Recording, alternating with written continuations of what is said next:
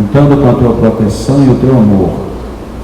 Pedimos a tua permissão e a dos protetores para darmos início à nossa reunião desta tarde. Então, Aguinaldo Paviani, para quem já esteve de manhã, já sabe muito bem de quem se trata, mas para quem não esteve no nosso café da manhã, Aguinaldo Paviani vem da cidade de Votuporanga, São Paulo. Ele é dirigente de instituição espírita, de creche espírita, de editor espírita, é orador, é médium, e vai falar conosco agora à tarde sobre um tema livre para a nossa apreciação. Que ele esteja bem inspirado e que tenhamos todos uma excelente tarde.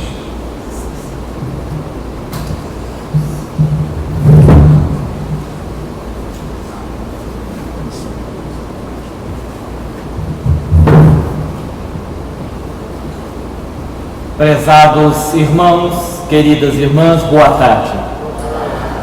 Que o amigo Jesus, o amigo de todas as horas e de todos os momentos, nos abençoe e nos conforte na sua imensa e inesgotável paz.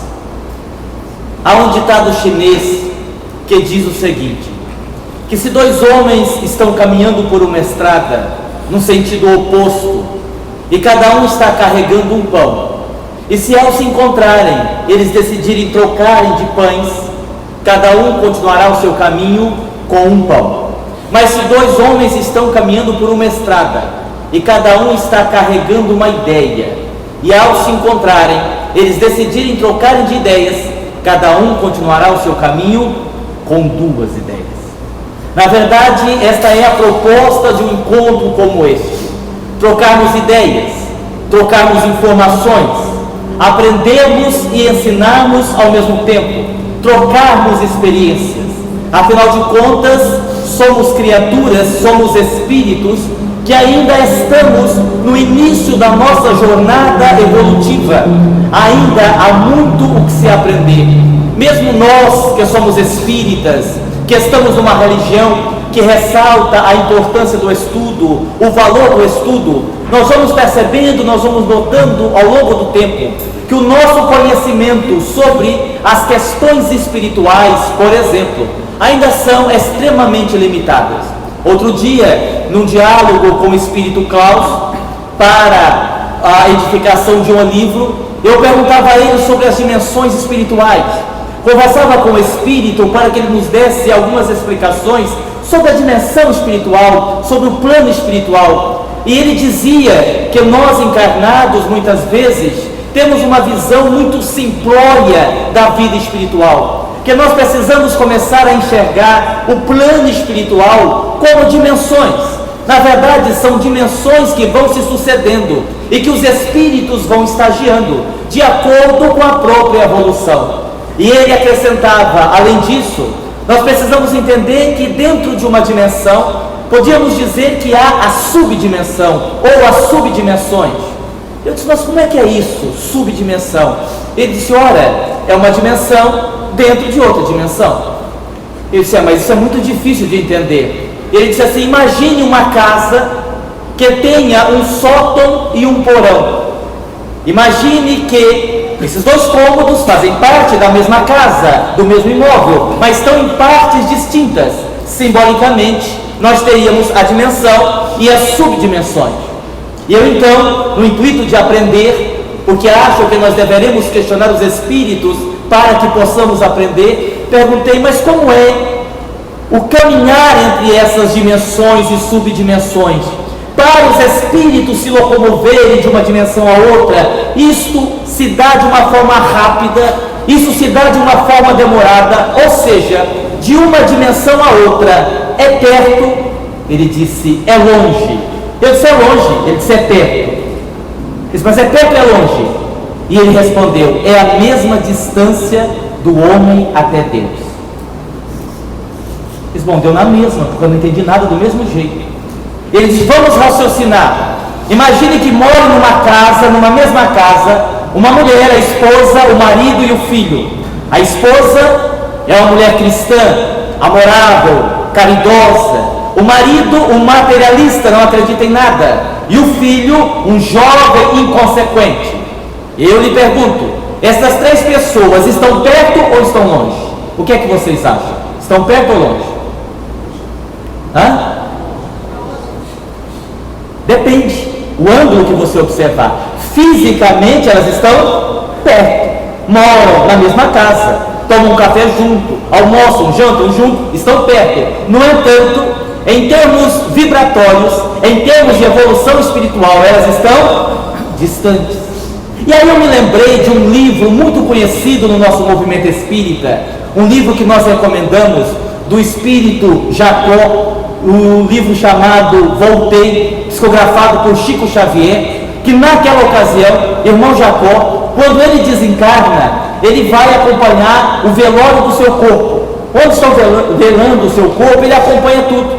E é o momento em que Jacó, em espírito, já desencarnado, se aproxima do caixão onde está o seu corpo, e dois espíritos inferiores também se aproximam. E um diz assim para o outro: ô rapaz, você viu quem que morreu? Quem? Ah, é o irmão Jacó. Esse rapaz, eu dava tudo para ver a cara dele agora. E ele estava exatamente do lado. Mas como estavam num patamar de vibração diferente, eles não se viam, ou seja, os dois espíritos inferiores não conseguiam enxergar o espírito que ali estava. E aí o espírito me perguntou: o senhor entendeu agora? Eu disse: é mais ou menos. Ele disse: que parte que o senhor não entendeu? Eu disse: a parte que o senhor explicou, que é a mesma distância do homem até Deus. Afinal, a distância do homem até Deus é perto? Ele disse: é longe. Eu disse: é longe? Ele disse: é perto. Eu disse: mas é perto ou é longe? E ele me perguntou: onde está o reino de Deus? Onde está o reino de Deus? Onde está? Dentro de nós. Isso é perto ou longe? Perto, pertíssimo. Mas como ainda nós não logramos a viagem para dentro de nós mesmos, em busca do autoconhecimento, se torna longe. É perto, mas é longe. Então nós vamos percebendo, por esta linha de raciocínio, o quanto ainda nós temos que aprender sobre o plano espiritual, sobre a própria vida, sobre as nossas concepções, sobre os nossos conceitos. No livro escrito pelo espírito José Lázaro, que fala sobre o autoconhecimento, o livro intitulado Consciência Emergente, quando ele estava escrevendo o livro, ele fez um comentário interessante. Ele disse assim: a prostituta que vende o seu corpo e é feliz fazendo isso, apesar de estar em desalinho com as leis de Deus, a rigor ela não está em erro. E quando ele escreveu isso, eu confesso que eu fiquei meditando naquela colocação com uma dificuldade imensa de entender. Ora, como não está em erro? Se o próprio Espírito afirma que ela está em desalinho com as leis de Deus, se ela vende o seu corpo, como ela não está em erro? É evidente que está em erro. Mas aí eu comecei a meditar, por isso que esses momentos, esses encontros são tão importantes. Eu me lembrei de uma senhora que conversava comigo outro dia lá na nossa casa espírita em Votuporanga, e ela me dizia assim, com 85 anos, ela me dizia: olha, Aguinaldo, apesar da minha idade, eu tenho uma saúde de ferro. O meu único problema é esta dor que eu tenho no meu joelho esquerdo, só. E eu, com o intuito de consolá-la, disse: é, minha irmã, mas isso é assim mesmo, né? A senhora já não é mais uma adolescente, provavelmente essa dor no seu joelho esquerdo é fruto da sua idade. Ela me olhou com uma cara muito brava. Ele disse: mas que besteira que o senhor falou agora. Fique o senhor sabendo que o joelho direito tem a mesma idade que o esquerdo, ele não dói. Ora, o que é que nós deduzimos disso? Por que eu fiz este comentário? Quando o Espírito se refere à prostituta que vende o seu corpo e é feliz, ele acrescenta isso. Ele está querendo dizer o seguinte: que cada um de nós estamos num nível de consciência. Se você for pela linha da psicologia, você vai ver que as variações são muitas. A consciência de sono, a consciência desperta, a consciência em fase de despertamento, que é justamente a consciência emergente. Então cada criatura está no nível de consciência. Para aquela mulher que vende o seu corpo, que se sente feliz fazendo isso, dentro do seu grau evolutivo, dentro da sua compreensão da vida, dentro do seu nível de consciência, ela não está em erro, porque é aquilo que ela dá conta de fazer naquele presente momento. Evidentemente que ela vai colher os frutos do que está semeando, é natural, mas naquele momento, se você considerar o seu nível evolutivo, nós não podemos dizer que ela está em erro e muito menos julgá-la, porque é o que ela entende de felicidade. Então vejamos que nós temos uma dificuldade em compreender o plano espiritual, nós temos uma dificuldade em compreender a própria vida na terra, e às vezes nós nos equivocamos em coisas simples. Por exemplo, tem um ditado popular que diz assim: é errando que se aprende. Vocês acham que esse ditado é falso ou verdadeiro? O que vocês acham? Falso ou verdadeiro? Verdadeiro? Falso. Está vendo? Como a gente erra até nas coisas mais simples. Vamos raciocinar. É errando que se aprende. Ora, então, o melhor método pedagógico de evolução espiritual não é vir ao centro, não é estudar, não é fazer o bem. É o quê? Errar. Vamos mentir, vamos ser desonestos, vamos enganar os outros. Ora, se é errando que se aprende, está certo isso? Não. É corrigindo os erros que nós aprendemos. O fato de nós errarmos não significa obrigatoriamente que nós aprendemos com o erro que cometemos. Concordam comigo? Sim, então o ditado é falso. Tem outro ditado, para ver como a gente erra com facilidade. Tem outro ditado que diz assim: ninguém dá aquilo que não tem. Vocês acham que esse é falso ou verdadeiro? Vou ajudar vocês. Eu tenho um copo d'água. Aliás, eu não tenho um copo d'água. Alguém me pede água. Eu posso dar água se eu não tenho água? Sim ou não? Não. Então o ditado é falso ou verdadeiro? Não estou ouvindo. Falso ou verdadeiro? Verdadeiro? Não é falso também. Vamos raciocinar, vamos analisar. Vou fazer uma outra pergunta. Sejam honestos, não mintam. Presta atenção na pergunta. Vocês acham que Aguinaldo Paviani, que vos fala nesse momento, lá de Votuporanga, 3.500 quilômetros de Natal, é um espírito de luz, sim ou não? Nossa, quem falou esse não sonoro? Você vê e a gente sai lá de Votuporanga, né? Pega 3 aviões. Não existe ninguém casado. Pois é claro, eu estou brincando. É evidente que não. O que me consola é que provavelmente ninguém aqui é. Então eu estou bem acompanhado. Outro dia um espírito disse assim para mim, para fazer uma referência a isso. Ele disse: olha, você de vez em quando não se sente assim superior aos adeptos de outras religiões, ou a grande parte das pessoas? Você não se sente assim um ar de superioridade? E eu disse assim: pai, eu não ia dizer nada, mas já que o senhor está falando, aí de vez em quando a gente não sente, né? Porque afinal de contas o Espiritismo nos fornece tantas informações. Eu sei, de vez em quando eu sinto. Ele disse: você sabe por quê? Você sabe. Eu acho que é por causa do conhecimento que nós temos, né? A doutrina espírita é rica em nos fornecer conhecimento. Isso não é exatamente isso não, preste atenção. Essa vai doer, mas vocês aguentam aí. Grande parte dos espíritos criados na mesma época que vocês já evoluíram. Vocês são espíritos retardatários. Imagine uma criança que repete 3 anos na 4ª série.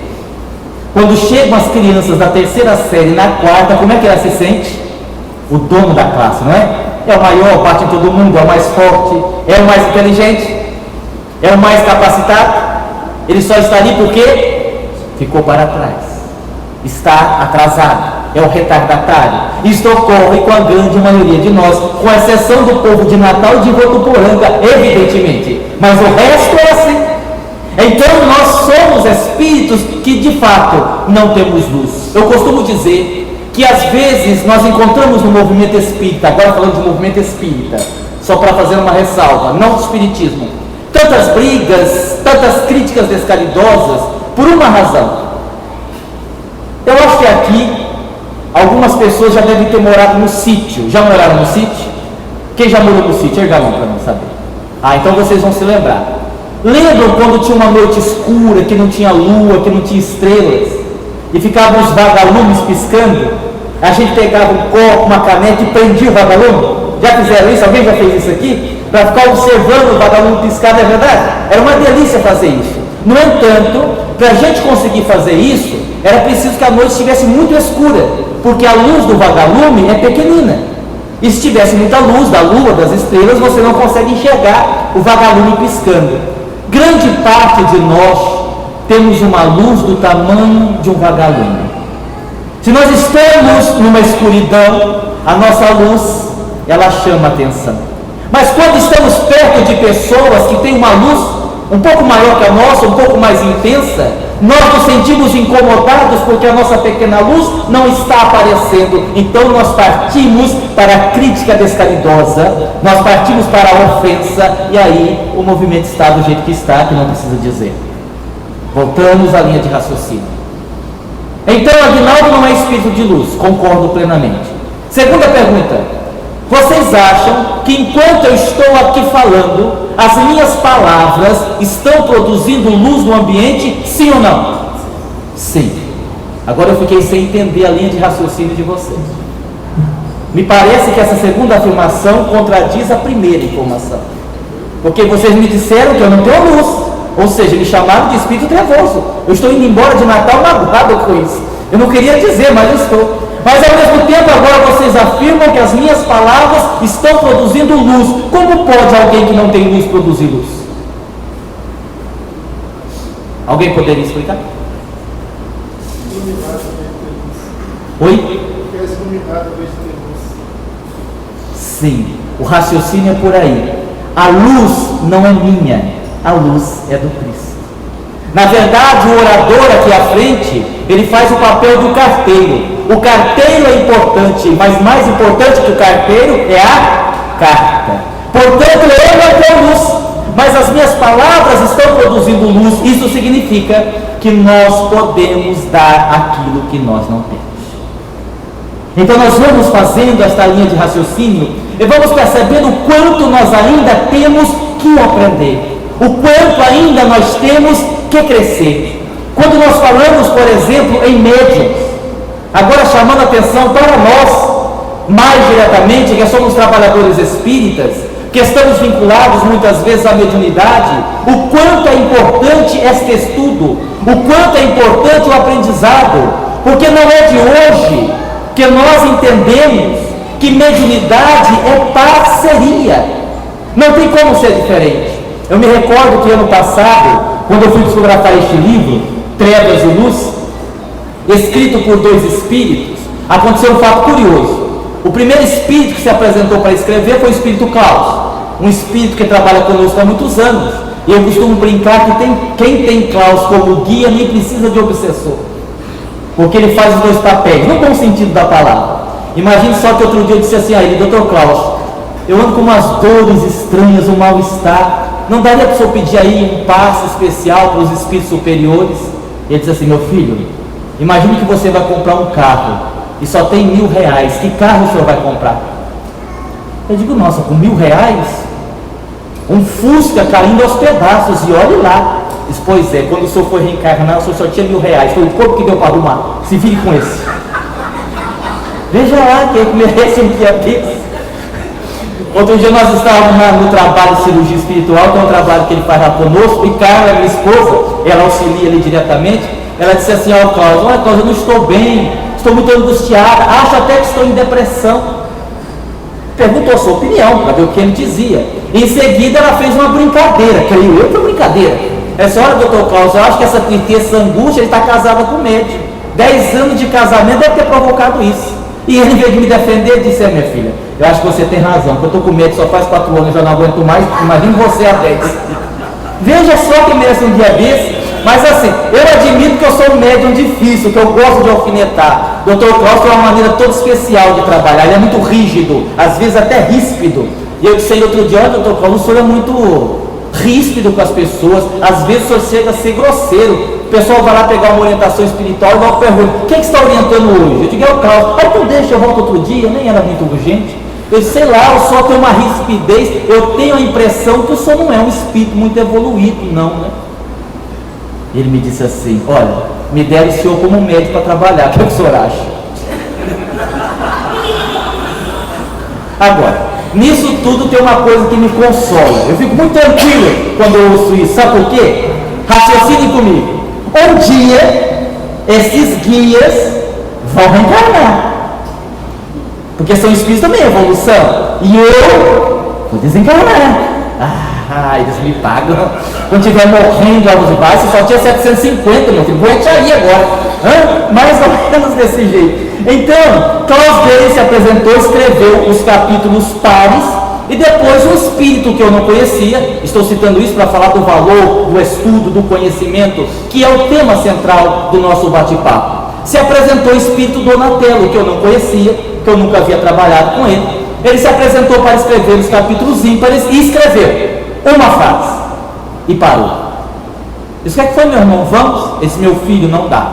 Eu disse: mas não dá por quê? Ele disse: olha, quando eu estava encarnado, eu era terapeuta, e eu desejo colocar no livro algumas noções do comportamento humano, mas a sua cabeça é oca, não tem nada. E eu acho engraçado, os guias, os agentes ainda chamam a gente de burro, porque foi isso que ele quis dizer. Eu disse: ó, meu irmão, quanto a isso eu não posso fazer nada. Ele disse: não, só pode fazer assim. Vamos fazer o seguinte: eu vou me afastar por 4 meses. O senhor vai estudar psicologia. Não precisa fazer uma faculdade, não. Mas o senhor estude o básico, para que quando eu voltar, o senhor tenha alguma coisa no cérebro, para que eu possa usar e escrever o que eu quero. E vai o Tom estudar, né? Então o que é isso? Parceria. O médium precisa fazer a sua parte, porque ele influencia psiquicamente, ele influencia moralmente, influencia até mesmo fisicamente na comunicação do espírito, e isso é inegável. Se a gente pegar uma linha de raciocínio, agora eu vou fazer uma suposição, vocês vejam se vocês concordam comigo. Nós estamos falando aqui com base na doutrina. Agora eu vou fazer uma suposição. Lembram de Moisés? Para ver, eu vou dizer isso, para ver como o médium interfere, influencia na comunicação do espírito. Lembra de Moisés? O que Moisés recebeu? Aonde que ele recebeu? No monte? Qual o fenômeno? Por qual fenômeno ele recebeu os 10 mandamentos? Psicografia? Foi? Está lá no livro dos médiuns. Fenômeno dele estudado por Allan Kardec. Escrita direta. Os espíritos retiraram o ectoplasma de Moisés, escreveram na pedra os 10 mandamentos. Agora entra a suposição, conjectura. Moisés era médium. Moisés tinha várias faculdades mediúnicas. Moisés poderia ter psicografado os 10 mandamentos. Não tinha caneta. Olha, isso é de Minas, escreve na areia, com o dedo, sei lá. Por que Moisés não psicografou os 10 mandamentos? Talvez, conjectura, porque talvez os espíritos tivessem medo que Moisés influenciasse negativamente na recepção dos 10 mandamentos. Mas Agnaldo, será que isso poderia acontecer? Creio que sim, porque diz a Bíblia que Moisés era o varão mais dócil do seu tempo, mas já havia mandado matar um monte de gente.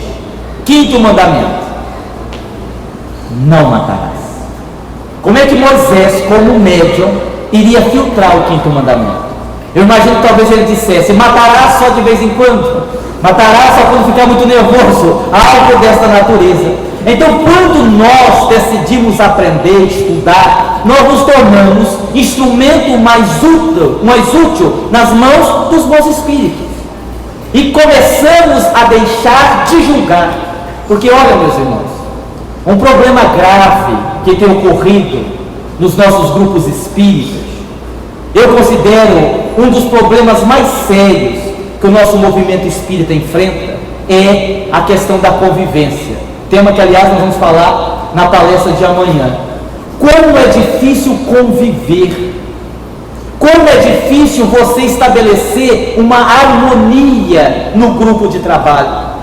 Como é difícil, você tem a fofoca aqui, você tem o melindre ali, Você tem situações que vão gerando uma perturbação naquele grupo de trabalho. E olha, poucos grupos escapam essa situação. E aí eu costumo dizer que isso acontece na maioria das vezes porque nós deixamos de aplicar uma palavra. É uma palavra mágica. Esta palavra, ela deveria ser considerada entre nós espíritas, enquanto grupo, uma palavra primordial nas nossas relações. Pô, não, mas que palavra é essa? Diz aí, só existe em São Paulo? Vou contar uma história para dizer qual palavra aqui é. Eu fui fazer palestra outro dia no centro, lá em São Paulo, já está com um bocado de tempo. Quando eu cheguei, a presidenta me recebeu e disse: olha, senhor Aguinaldo, aqui para fazer palestra tem que fazer uma ficha. Pois não, tem que fazer uma ficha, a gente faz a ficha, não tem problema. Ela foi fazer minha ficha, parecia show da Xuxa, nome do pai, nome da mãe, nome do irmão. Aí chegou numa parte da entrevista que ela disse assim: diploma, o senhor é formado em quê? Eu digo: pronto, ela me pegou agora. Pensei um pouco e disse assim: eu sou formado em datilografia. A mulher me olhou, assim eu vi a decepção estampada no rosto dela. Mas como? Eu digo: datilografia. Você perguntou em que eu tenho diploma. Os cupins já comeram metade, mas ainda provo que é meu. É o único diploma que eu tenho. Ela já me olhou assim com desdém, sabe? E disse: olha, seu Aguinaldo, aqui nós somos um grupo pequeno, mas trata-se de um grupo de intelectuais, viu? Eu disse: é mesmo? Ah, sim. Aqui nós só temos doutores, viu? Eu disse: ah, sim. E pensei comigo: na palestra você me paga, você vai ver. Porque discretamente ela estava dizendo assim: olha, o senhor é meio burro, vê lá o que o senhor vai falar lá na frente. Porque eu não sou tão burro assim, entendi o que ela quis dizer. Subi na tribuna, não para me vingar. Porque nós de Votuporanga não nos vingamos de ninguém. É uma fase que nós já ultrapassamos. Nós geralmente passamos a vingança a Deus. Já viu como é? Que é muito pior do que se vingar. Então diz assim: fulano e Beltrano que te prejudicou tanto, já perdoei, não quero mal dessa pessoa, eu confio na justiça divina. Mas fala com ódio, se tomar que cai, quebra a bacia, nunca mais vai te andar. Então quer dizer, você não se vinga e passa a vingança para Deus. É o nosso caso lá. Então eu subi na tribuna e disse assim: meus irmãos, nós vamos começar a palestra. Eu gostaria de dizer que eu estou muito feliz, porque fui informado pela presidenta do centro que nós estamos num grupo de doutores. Isso é muito bom, porque o tema que nós vamos falar é um tema muito complexo, muito difícil, e eu perderia pelo menos meia hora só para explicar o tema. Porém, como se trata de um grupo de intelectuais, eu não preciso explicar. Naturalmente vocês vão entender e compreender o tema. Nós vamos falar sobre a alteridade. Vocês sabem o que é, não? Eu sabia que eles não sabiam. E aí eu aguardei, os doutores me olharam, eu disse: eu vou aguardar um pouco, tenho certeza que vocês vão se lembrar. E eles não se lembraram, e eu me vinguei deles. A alteridade, para quem não sabe, com ele, é basicamente o respeito às diferenças. Só isso. É quando você entende que cada um de nós estamos dentro de um grau evolutivo. E se Jacó discorda de mim, não quer dizer que Jacó está certo e eu estou errado. Mas também não quer dizer que Jacó está errado e que eu estou certo. Simplesmente ele discorda de mim. A compreensão que ele tem da vida é desta forma, a compreensão que eu tenho é de outra forma. Agora que vem o detalhe, agora vem a parte principal. Nós não temos que ser inimigos por causa disso. As divergências devem existir. É benéfico que haja as divergências, mas no campo das ideias. Então eu posso chegar para Jacó e dizer assim: olha, Jacó, eu tenho certeza, eu tenho convicção que Chico Xavier é a reencarnação de Allan Kardec. Mas de maneira alguma, há estudos que provam o contrário. Não é. Eu digo: mas é. Não é. E nós estabelecemos uma discussão de meia hora. Quando terminamos: Jacó, vamos tomar um café? Vamos, porque nós somos irmãos. Esse é o ponto essencial. Nós somos irmãos. O fato de nós divergirmos no campo das ideias não significa que temos que nos tornar inimigos. É uma questão de percepção. Eu gosto de usar um exemplo muito simples. Imagine uma pessoa que está no primeiro andar de um edifício e uma pessoa que está no 20º andar do mesmo edifício. Você pergunta para a pessoa que está no primeiro andar ou no térreo: o que é que você está vendo? Ela vai narrar. Se você fizer a mesma pergunta para quem está no 20º, a resposta será a mesma? O primeiro mentiu? Também não. Por quê? Porque ele narrou o que ele estava vendo da onde ele estava. Assim somos nós. Daí, se nós aprendemos a aplicar a alteridade, haverá mais compreensão, haverá mais entendimento, que eu vou entender a condição evolutiva de cada um. Não há dúvida que a partir daí a convivência se estabelece de uma forma muito mais fácil, muito mais tranquila. E tem mais. A partir desta postura, deste comportamento, nós deixamos de fazer uma coisa feia, que infelizmente é um hábito quase que normal, que é de julgar as pessoas. Nós adoramos fazer isso. Como fazemos isso com prazer? É que às vezes também não tem jeito, né? Às vezes você se vê em situações que não dá para não julgar. Só para vocês terem uma ideia, depois eu conto essa, vou contar uma outra que eu lembrei agora, que às vezes é difícil, e às vezes a hora que a coisa aperta, né? A gente entrega o ouro, essa que é a verdade. Eu fui fazer palestra num centro espírita outro dia, onde que foi? Rio de Janeiro. E às vezes o pessoal judia da gente, porque compra aquelas passagens em promoção, aí você tem que sair 4 horas da manhã de casa para chegar 4 horas da manhã do outro dia na cidade. É uma maravilha essas viagens. Eu saí de São José do Rio Preto, olha, eu tinha que ir para o Rio. Eu fui para Campinas, fui para São Paulo, fui para Belo Horizonte, fui para Brasília. Mas viajei o Brasil todo, né? Para depois conseguir chegar no Rio de Janeiro. Cheguei lá às 7 horas da noite. Aqui eu estava morto de cansado, com fome, né? Pensei comigo, não deve ter palestra hoje, não é possível que vamos botar para fazer palestra hoje, né? Com uma viagem dessa, né? Com uma fome, cheguei, o pessoal estava me aguardando, entrei no carro, esperando que alguém falasse que ia levar para jantar, mas engraçado, ninguém falava nada. Eu com vergonha de dizer, aí alguém perguntou, só veio para a viagem? Sim. Estou cansado, estou com fome. Ah, não só não comeu lanche no avião? Pelo amor de Deus, quem come lanche no avião? Gente, aquilo que serve no avião é vergonhoso. Aquelas bolachinhas, como é que chama o nome aquilo? Clube social. Clube social. Essa eu não conheço. É uma coisa horrorosa, porque aquilo lá você come, você passa mal, né? Outro dia eu fui viajar numa outra companhia aérea. A aeromoça passou. Senhor, o senhor deseja cachorro quente?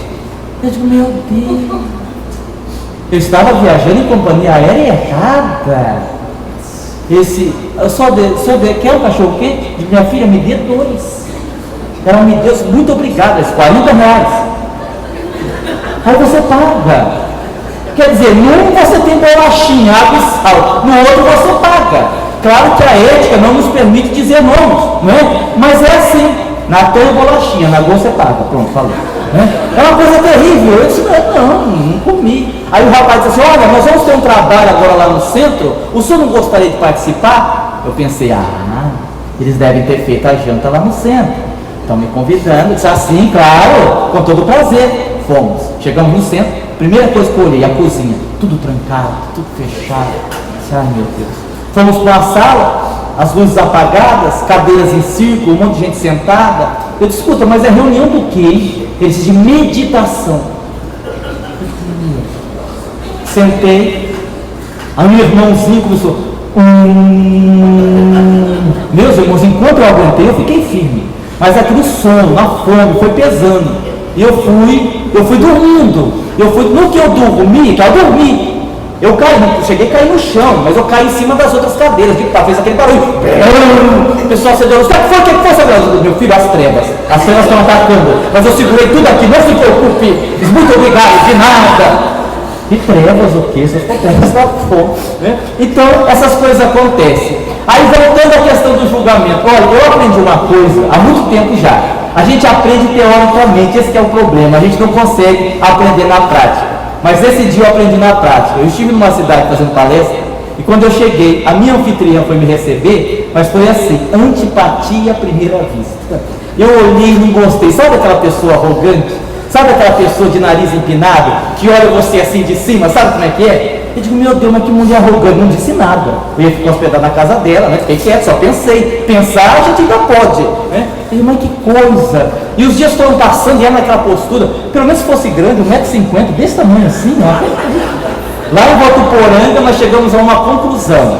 Depois de estudos profundos, nós chegamos à conclusão que quem tem até 1,54 m não está ainda na condição humana, é elemental. Está numa fase de transição. Não sei aqui na porém, olha o que tem de elementar lá, coisa fantástica. Está numa outra casa. Casa da mulher, uma 1,50m, desse tamanhozinho. Meu Deus, essa mulher está rodando assim, o nariz empinado. E os dias foram passando. No último dia, ela disse: olha, Aguinaldo, eu tenho enfrentado muitos problemas na minha vida. Eu gostaria de lhe pedir um conselho. Se o senhor fosse me dar um conselho, o que o senhor acha que eu tinha que mudar na minha vida? Disse: como dizer, Paulo? Era a deixa que eu estava precisando para dizer com a tua vontade. Digo: olha, minha irmã, não vai me levar a mal, hein? Mas você não poderia mudar essa postura? Só tem uma postura de um nariz empinado para cima. Não daria para a senhora mudar isso? Ela disse: não, senhor. Isso não, por quê? Quando eu nasci com um problema na coluna. Essas duas vértebras são emendadas. Meu pescoço não faz esse movimento. Para abaixar eu tenho que fazer assim. Coitada, a mulher com problema físico e eu julgando o comportamento dela. Nunca mais julgo ninguém. Daí então, é preciso que a gente comece a repensar, com base nessas considerações, o que está escrito na contracapa de um outro livro nosso, o livro Uma Questão de Escolha. Na contracapa do livro tem uma pergunta, que é a pergunta base do livro: quais têm sido as minhas escolhas? Porque é comum a gente reclamar da vida, a gente reclamar de Deus, a gente reclamar das pessoas, mas a gente não se dá conta que o que nos acontece é resultado das escolhas que nós fazemos. Como nós temos feito as nossas escolhas? Eu me lembro de Jesus, quando foi à casa de Lázaro. Lázaro era amigo de Jesus. Lázaro tinha duas irmãs, Marta e Maria. E quando Jesus foi à casa de Lázaro, e Jesus sentou-se para falar do reino dos céus, Maria sentou para ouvi-lo e Marta continuou trabalhando, cuidando dos afazeres. E vendo que Maria estava sentada, reclamou com Jesus: mestre, reclama aí com Maria, porque tem muita coisa para ser feita e ela está aí sentada. E Jesus disse assim: Marta, Marta, estás aflita com muitas coisas, mas em verdade só uma é necessária, e Maria escolheu a melhor parte. Como nós temos feito as nossas escolhas? Como Marta ou como Maria? Quando eu ouço as pessoas dizendo assim: não dá tempo de ir no centro hoje, eu tenho que lavar roupa, eu penso: Marta. Não dá para ir ao centro hoje, eu estou muito cansado. Eu digo: Marta. Como nós temos escolhido? O Brasil é recordista mundial de cirurgia plástica. Nós só perdemos para os Estados Unidos. Nada contra. No entanto, quando você percebe que uma criatura se preocupa excessivamente com o físico, é porque está faltando alguma coisa no espírito. Até porque esse negócio de ser muito magra, que é o padrão de beleza, é perigoso. Porque dizem os espíritos, aqui uma orientação para as magras, cuidado, hein? Porque dizem os espíritos que quando a gente é muito magro ou muito magra, a gente não desencarna, a gente desossa. Então vamos tomar cuidado com isso. É o padrão de beleza. Quais têm sido as nossas escolhas?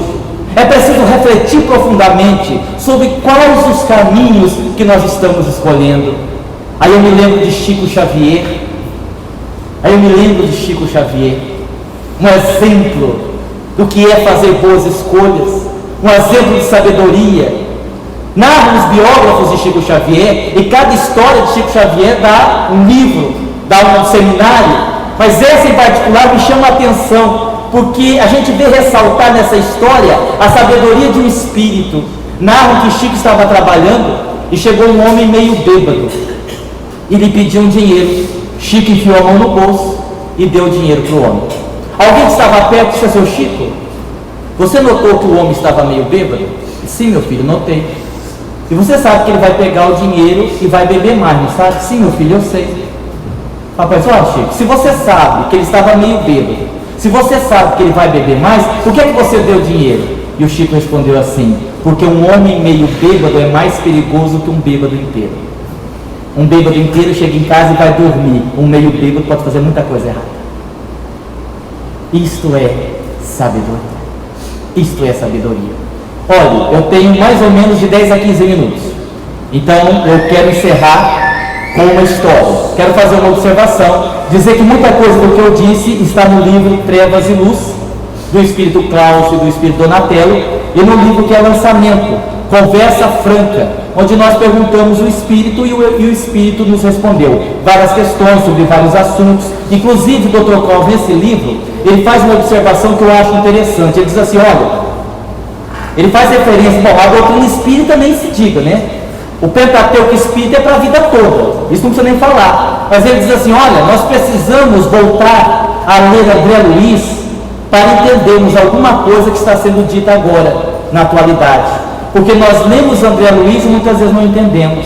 Nós lemos André Luiz e não compreendemos com clareza o que é que o Espírito estava dizendo. Isso é uma grande verdade. Querem ver um exemplo? Só um, senão não vai dar tempo. Eu fui fazer um seminário outro dia e o tema era este, por isso que eu toquei no assunto. O tema era a ação das inteligências do mal no movimento espírita. Como é que os espíritos desencarnados, os espíritos que combatem o Cristo, os espíritos milenários, fazem para conseguirem se infiltrar nos grupos de trabalho, nas associações e tudo mais. Como o tema era este, naturalmente eu tive que fazer uma abordagem falando dessa hierarquia da maldade. Então nós citamos lá os cientistas, os magos negros, e fizemos uma referência aos chamados dragões, que são os líderes da maldade. Uma senhora que ouviu dizendo isso, disse assim, olha, seu Guinaldo, em primeiro lugar, eu não gosto de falar de treva, porque acho que quando a gente fala de treva, a gente atrai a treva. Quase que eu disse, então não olhe no espelho, minha filha. Sim, porque é muito interessante isso, a gente fala de trevas como se fosse uma coisa distante de nós, já notaram? Como se nós fôssemos luz, eu acho interessante isso. Aí outro dia tinha uma doutrinadora doutrinando o espírito lá na nossa casa, o espírito estava perseguindo uma trabalhadora do lado, e ela, na ânsia de ajudar, dizia assim para o espírito, meu irmão, você vai sair da casa dela. Não saio. Não, você vai sair da casa dela. Não saio. Não, você vai sair da casa dela. Não, eu saio da dela e vou para a sua. Senão não pode ficar dela.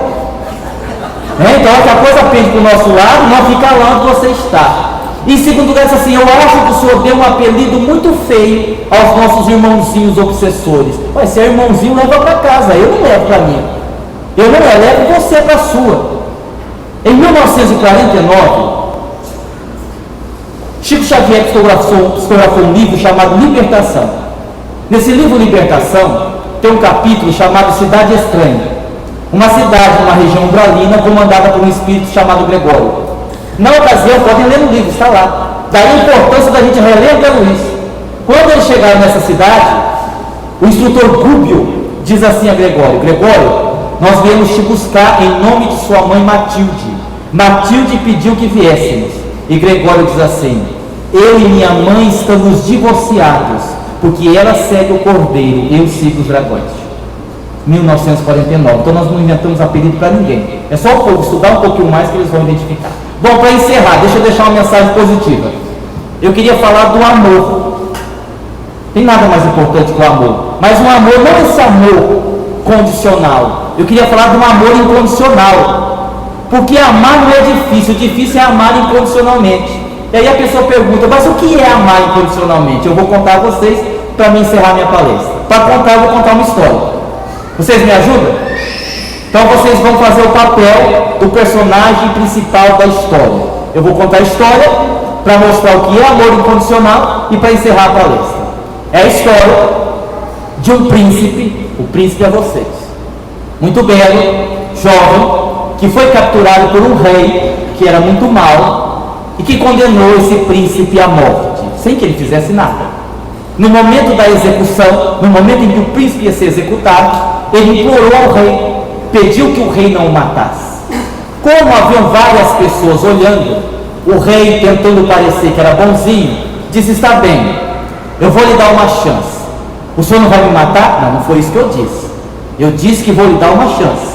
Eu lhe faço uma proposta, um acordo.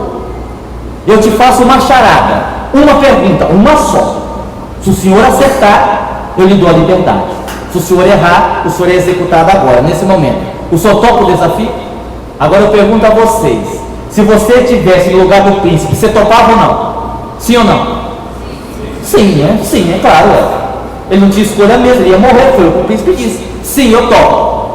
E o rei então fez a pergunta, preste atenção na pergunta. O que mais deseja uma mulher? O príncipe pensou, não sei, então o senhor será morto. Não, calma, a pergunta é muito difícil, me dê algumas horas, deixa eu eu ir até a cidade, eu prometo que em 3 horas eu volto com a resposta. Está bem, eu lhe aguardo em 3 horas. O príncipe foi para a cidade e perguntou aos amigos o que mais deseja uma mulher. Eles não sabiam. Perguntou aos conhecidos, que também não sabiam. Nem as mulheres sabiam. Quando ele já estava para desistir, um amigo disse assim: olha, eu não sei a resposta, mas eu sei de alguém que sabe. Quem? Bom, se eu fosse você, não a procurava. Trata-se de uma bruxa que mora no local afastado da cidade e dizem que ela é muito perigosa. Não vá procurá-la. Se você estivesse no lugar do príncipe, procurava ou não? Sim, foi o que ele pensou. Ele já ia morrer mesmo, ficou com medo, mas foi até a casa da bruxa, bateu na porta. Quando a bruxa abriu, era uma bruxa para ninguém botar defeito.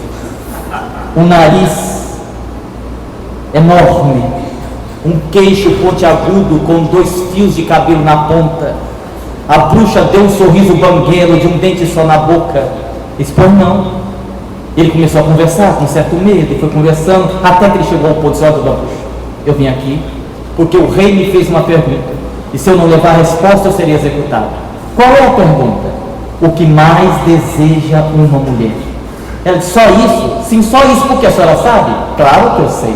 A senhora sabe a resposta? Sei. Então me diga, pelo amor de Deus. Digo, com uma condição, porque tudo na vida tem um preço, né, gente? Isso qual a condição? É simples: que você se case comigo.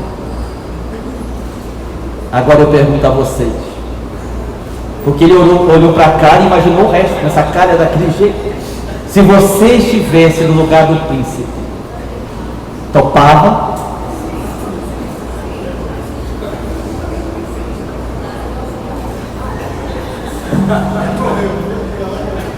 Tem gente que está preferindo morrer. Ele pensou um pouco e disse: poxa vida, eu amo a vida, eu quero viver, eu não quero morrer. Se esse é o preço, eu vou pagar, eu aceito. O senhor aceita? Eu aceito. Qual é a resposta? Preste atenção na resposta.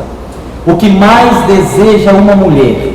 Resposta: ser dona da sua própria vida. Só isso, só isso. Ele foi até o rei e disse: eu sei a resposta. O que mais deseja uma mulher é ser dona da sua própria vida. O rei disse: está certo, você acertou, você está livre. E ele ficou livre para casar com a bruxa. Casaram-se e foram para a noite de núpcias. Imagine, não é, a alegria dele. Chegaram no quarto, a bruxa foi até o toalete para se preparar. Ele sentou na cama e disse: meu Deus, como que a minha vida custou caro. O senhor poderia ter colaborado. Mas quando a bruxa saiu do banheiro, não era mais uma bruxa, era uma linda princesa, uma linda donzela. Ele olhou e disse: uau, mas você não era bruxa? Eu disse: eu era não, eu sou bruxa. Acontece que metade do tempo eu sou bruxa e a outra metade eu sou princesa.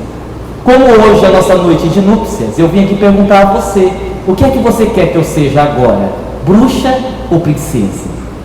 Se você estivesse no lugar do príncipe. Nós não podemos perguntar, né, gente? Convenhamos, né? Precisa perguntar? Precisa. Aí está a diferença da pessoa inteligente para a pessoa sábia. Ele olhou para ela e se lembrou daquelas mulheres que aparentemente parecem princesas, muito belas, um rosto perfeito, um corpo perfeito. No entanto, em casa só faltam bater no marido com a frigideira, ciumentas, possessivas. Se o marido chega mais cedo para ficar com ela, isso é hora de estar em casa, vagabundo. Se ele chega mais tarde porque estava trabalhando, onde você estava até essa hora? São mulheres que parecem princesas, mas no fundo são bruxas. E ele se lembrou daquelas outras mulheres que aparentemente são assim, aquelas coisas assim, meio que xoxas. Não são feias, porque segundo Chico Xavier, não existe pessoas feias, existem pessoas desprovidas de beleza, que é exatamente a mesma coisa. Sabe aquela coisa que você diz: meu Deus, mas será que foi Deus que fez isso mesmo? Aquela coisa xoxa. No entanto, são mulheres extraordinárias, mães excepcionais, honestas, com uma garra fantástica. Parecem bruxas, mas são princesas. E quando ele se lembrou dessas, que parecem princesas e são bruxas, e dessas que parecem bruxas, mas são princesas, ele olhou para ela e disse: você quer saber de uma coisa? Seja o que você quiser, para mim tanto faz, o que você escolher tá bom. E ele escolheu ser princesa. Tiveram a noite de núpcias. No outro dia, quando ele acordou, ele olhou para o lado e viu não, viu a princesa de novo. Ele falou: você não disse? Eu disse que metade do tempo eu era bruxa e a outra metade eu era princesa. Mas como ontem à noite você me deu o direito de ser dona da minha própria vida, eu decidi ser princesa o tempo todo. Ele não morreu e ainda casou-se com uma linda mulher. Esse é o amor incondicional. É aquele que você ama, dando o direito a outra pessoa dela ser como ela é. Muita paz e muito obrigado.